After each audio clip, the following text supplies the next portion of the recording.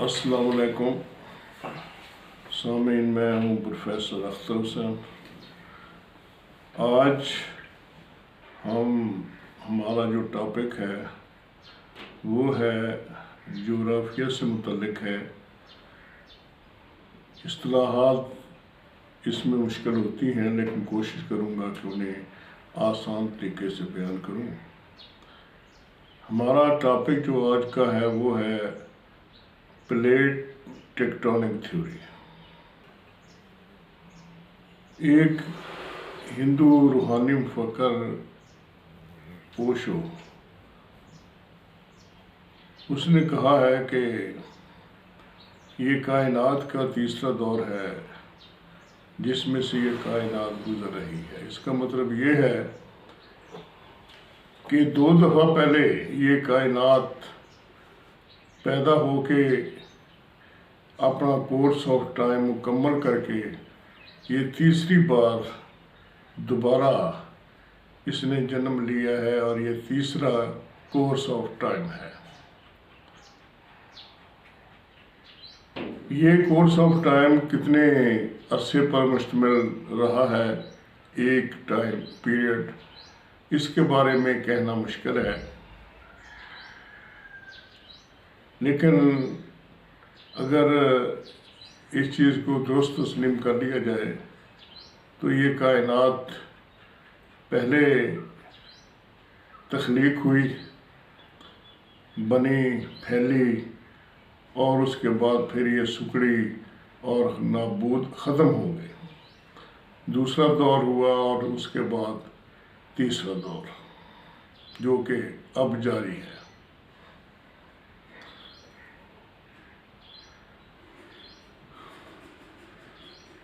بات یہ ہے کہ زمین کی حیثیت، اگر ہم دیکھیں کہ ہماری کائنات میں ہماری زمین کی کیا حیثیت ہے، تو بہت حیران کن بات ہے کہ ہماری زمین کی حیثیت کائنات کے اندر اتنی بھی نہیں ہے کہ ہم اس کو ایک پوائنٹ کے ذریعے، پن کے ذریعے شو کر سکیں کہ یہ ہماری زمین ہے۔ یعنی کہ کائنات کے نقشے میں ہم نہیں کہہ سکتے کہ یہ ہماری زمین ہے، یعنی اتنی گنجائش نہیں ہے اس نقشے کے اندر کائنات کے کہ ہم زمین کو پن کر سکیں کہ یہ ہماری زمین ہے۔ اس سے ہم اندازہ لگا سکتے ہیں کہ یہ کائنات کتنی بڑی ہے اور کتنی وسیع ہے۔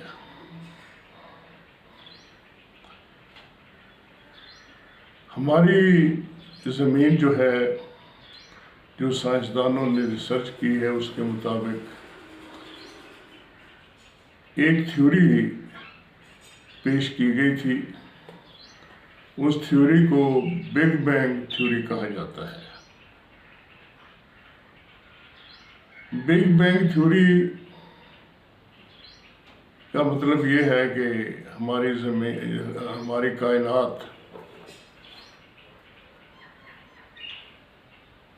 کائنات جب وجود میں آنے سے پہلے یہ ایک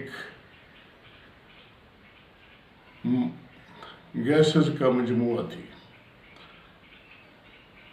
پھر اس کے اندر ایک دھماکہ ہوا اور یہ کائنات پھیلنی شروع ہوئی چاروں طرف، اور آج تک ایک طویل عرصہ گزر گیا، آج تک یہ کائنات جو ہے اس کا پھیلاؤ جاری ہے، اور اس وقت تک جاری رہے گا جب تک کہ یہ کائنات کے اندر پھیلنے کی انرجی ہے۔ جب یہ انرجی ختم ہو جائے گی تو بقول سائنسدان کے کہ ہماری زمین جو ہے یہ سکڑنا شروع ہو جائے گی، اور اتنا ہی عرصہ پھر اس کو سکڑنے میں لگے گا، اور اس کے بعد یہ گیسوں کے مجموعہ جو ہے اس پر مشتمل ہو جائے گی۔ اور یہ بات یاد رکھیں کہ ہماری کائنات ہر دفعہ جب پھیلتی ہے اس کے بعد وہ سکڑتی ہے اور اس کے بعد وہ اکٹھی ہوتی ہے تو وہ پچھلی دفعہ کی نسبت زیادہ پاورفل، زیادہ انرجی والی ہوتی ہے۔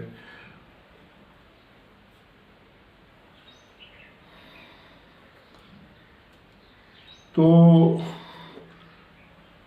دوستو، اسی طرح سے ہماری زمین، اس کی کیا عمر ہے، کیسے وجود میں آئی، یہ ایک الگ کہانی ہے۔ مختصر یہ ہے کہ ہماری زمین کے بارے میں یہ کہا جاتا ہے کہ سورج کے قریب سے ایک بہت بڑا سورج کا گزر ہوا۔ وہ سورج زیادہ ماس والا تھا، زیادہ اس کی گریویٹیشنل فورس تھی۔ اس نے ہمارے سورج کے اوپر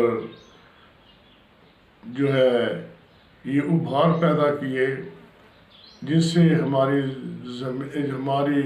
یہ جو 9 سیارے ہیں یہ ماس کھینچتا چلا گیا۔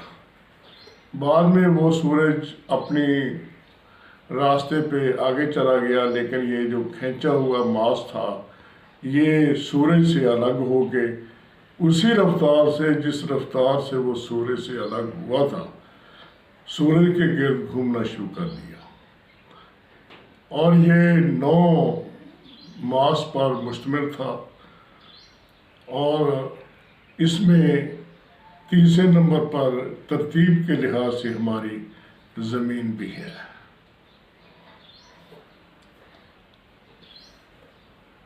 تو یہ ہماری زمین جو ہے، یہ اس کی مختصراً اوریجن کی بات ہے۔ دوستو، بات یہ ہے کہ ہماری زمین کی کیا عمر ہے، کب یہ سورج سے الگ ہوئی، اس کے بارے میں حتمی طور پہ کہنا تو مشکل ہے، لیکن کچھ ایسے ایویڈنس ہیں جن کے ذریعے سے ہم ایسٹیمیٹ لگا سکتے ہیں کہ ہماری زمین کی عمر کیا ہے۔ ان ایویڈنس میں سے ایک ایویڈنس یہ بھی ہے، وہ ہے سمندروں کے فرش کا پھیلاؤ۔ سمندروں کے اوپر ڈپازیشن کی تہ، سمندروں کے اندر آتش فشاں پہاڑ پھٹتے ہیں، ان کا لاوا، ان کا مادہ وہ نکل کر سمندروں کے اندر پھیل جاتا ہے، اور بہت آہستہ آہستہ وہ سمندروں کی سطح کے اوپر جمع ہوتا ہے۔ یہ عمل بہت طویل ہے۔ اسی طرح سے سمندروں کے اندر جو نباتات ہے، جنگلات بھی ہیں، وہ بھی نابود ہو کر سمندر کی سطح پر بچ جاتے ہیں۔ اسی طرح سے سمندروں کے اندر موجود جتنی بھی مخلوق ہے، اس کا بقیہ حصہ وہ بھی سمندر کی تہہ کا حصہ بن جاتا ہے۔ تو یہ ایک طویل عرصہ لگتا ہے۔ وجہ یہ ہے کہ سمندر کے اندر طوفانی صورت ہوتی ہے، تو اس تمام مواد کو سمندر کی سطح پر جمع ہونے کے لیے ایک ٹائم لگتا ہے۔ پہلے سائنسدانوں نے اس بات کا اندازہ لگایا کہ ہماری سمندروں کی سطح پر اس ڈپازیشن کی تہ کتنی موٹی ہے۔ بعد ازاں یہ دیکھا گیا کہ ہر سال سمندر کی سطح پر کتنی ڈپازیشن ہوتی ہے، اس سے سمندر کی ایج جو ہے اس کا اندازہ لگایا گیا ہے۔ دوستو، ہماری جو زمین ہے یہ شروع میں جب سورج سے الگ ہوئی تو یہ ایک آگ کا گولا تھی مکمل طور پر۔ پھر یہ ٹھنڈا ہونا شروع ہوئی، اس میں ایک طویل عرصہ لگا، پھر سب سے پہلے زمین کی جو اس کا بہت یعنی کہہ سکتے ہیں کہ بالائی حصہ جو ہے وہ ٹھنڈا ہونا شروع ہوا، اور آہستہ آہستہ یہ زمین کی سطح تک ٹھنڈا ہوتا چلا گیا، اور پھر یہ ہوا کہ یہ جب پہلے بارش ہوتی تھی، بارش پہلے بھی ہوتی تھی کیونکہ یہاں پر ہائیڈروجن گیس جو ہے وہ بڑے پیمانے پر تھی، لیکن زمین اتنی گرم تھی، آپ یوں کہہ لیں کہ اس کا بالائی حصہ اتنا گرم تھا کہ وہ پانی بارش کا اوپر سے ہی ایویپوریٹ ہو جاتا تھا۔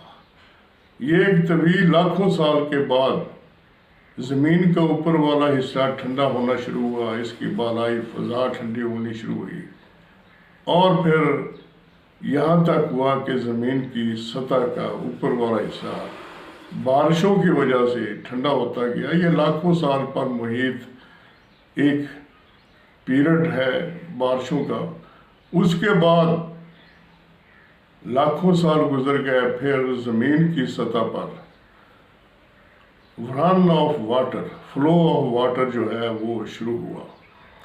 زمین کی سطح پر دریاؤں کی صورت میں، کیونکہ پہلے بارش کا پانی وہ قطروں کی صورت میں نہیں بلکہ ایک شیٹ کی صورت میں زمین پر پہنچتا تھا، بعض دفعہ جب اس کا فلو شروع ہوا زمین کی سطح پر تو اس سے بہت بڑے بڑے دریا وجود میں آئے، اور آج زمین اتنی ٹھنڈی ہو چکی ہے کہ یہ دریا مستقل طور پہ موجود ہیں، اور زمین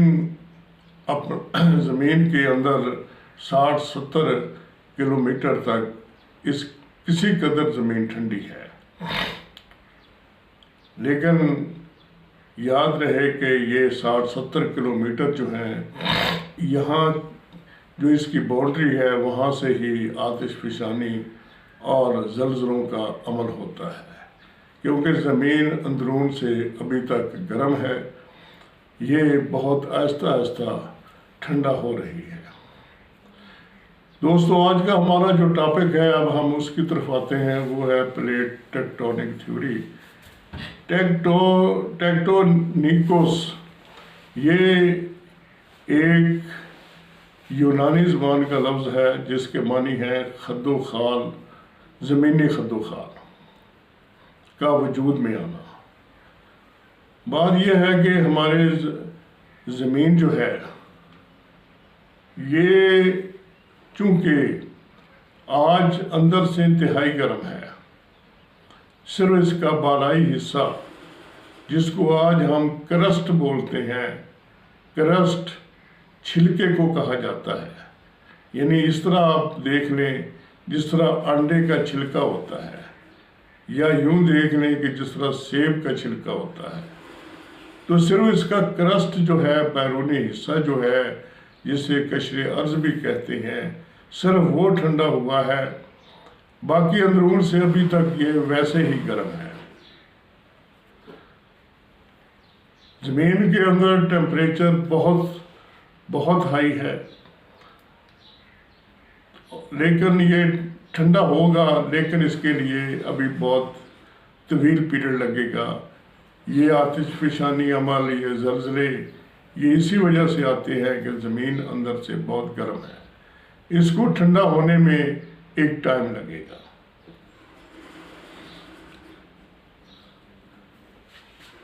دوستو، اس کے بعد ہم آتے ہیں اپنے ٹاپک کی طرف، اس کے طرف مزید کلوز ہوتے ہیں۔ بات یہ ہے کہ زمین جو ہماری ہے یہ باہر سے تو ٹھنڈی ہو گئی ہے، اس کا کرسٹ تو ٹھنڈا ہو گیا ہے، لیکن اندر سے یہ آج بھی ویسے ہی گرم ہے۔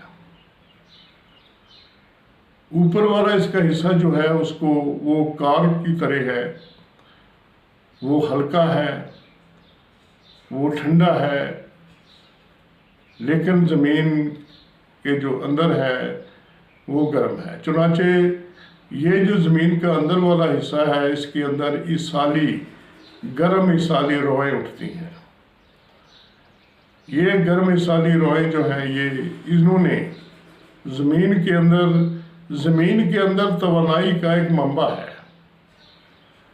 اس توانائی کے منبع سے ہم دیکھ سکتے ہیں کہ آتش فشاں پہاڑ پھٹتے ہیں، زلزلے آتے ہیں، پہاڑ وجود میں آتے ہیں، وادیاں بنتی ہیں۔ تو یہ توانائی کا منبع جو ہے زمین کی سطح پر بہت تبدیلیوں کا باعث بنتا ہے۔ تو یہ جو پلیٹ ٹیکٹونک تھیوری ہے اس کا مطلب یہ ہے کہ زمین جب اندر سے ٹھنڈی ہونی شروع ہوئی تو ہوا یہ کہ زمین کا جو نیچے والا حصہ ہے اس کو جغرافیہ کی اصطلاح میں مانٹل کہا جاتا ہے، MANTLE، مانٹل۔ یہ مانٹل جو ہے انتہائی گرم ہے اور یہ پگھلی ہوئی حالت میں ہے۔ چنانچہ یہاں سے جب ایصالی روئیں اٹھتی ہیں، گرم ایصالی روئیں اٹھتی ہیں، تو وہ زمین کی جو اوپر والی سطح ہے اس کو اوپر انہوں نے دراڑیں پیدا کر دی، اس سطح کے اوپر ٹکڑوں میں اسے تقسیم کر دیا۔ یہ جو اس کے ٹکڑے ہیں جو کہ اندرونی گرم ایصالی روؤں کی وجہ سے پیدا ہوئے ہیں، یہ 7 بڑے ٹکڑے ہیں اور 22 چھوٹے ٹکڑے ہیں۔ اس کو پلیٹ بولا جاتا ہے، یعنی کہ زمین 7 بڑی اور 22 چھوٹی پلیٹ پر مشتمل ہے۔ یاد رکھیں کہ پلیٹ کا مطلب یہ ٹکڑے ہیں۔ تو یہ بڑی پلیٹ جو ہیں ان کا حجم، ان کا سائز وہ بر اعظموں سے بھی زیادہ بڑا ہے۔ کوئی خشکی کا ٹکڑا ایسا نہیں ہے جو کہ ایک پوری پلیٹ پر مشتمل ہو۔ البتہ بحر الکاہل اتنا بڑا ہے کہ وہ جو پلیٹ ہے سمندری پلیٹ کہلاتی ہے، وہ ایک پلیٹ پر مشتمل ہے۔ باقی زمین کا کوئی ٹکڑا بھی، خواہ وہ سمندری ہو یا وہ براعظمی ہو، وہ اتنا بڑا نہیں ہے کہ وہ مکمل طور پر ایک پلیٹ ہو۔ تو اس طرح سے یہ 7 بڑی پلیٹ اور 22 چھوٹی پلیٹ پر مشتمل ہے۔ دوستو، آج کے ٹاپک کو ہم یہاں پر کلوز کرتے ہیں۔ انشاءاللہ نیکسٹ ہم اسی کو آگے کنٹینیو کریں گے۔ دوستو، اپنا اور اپنے چینل کا خیال رکھیں۔ اللہ حافظ۔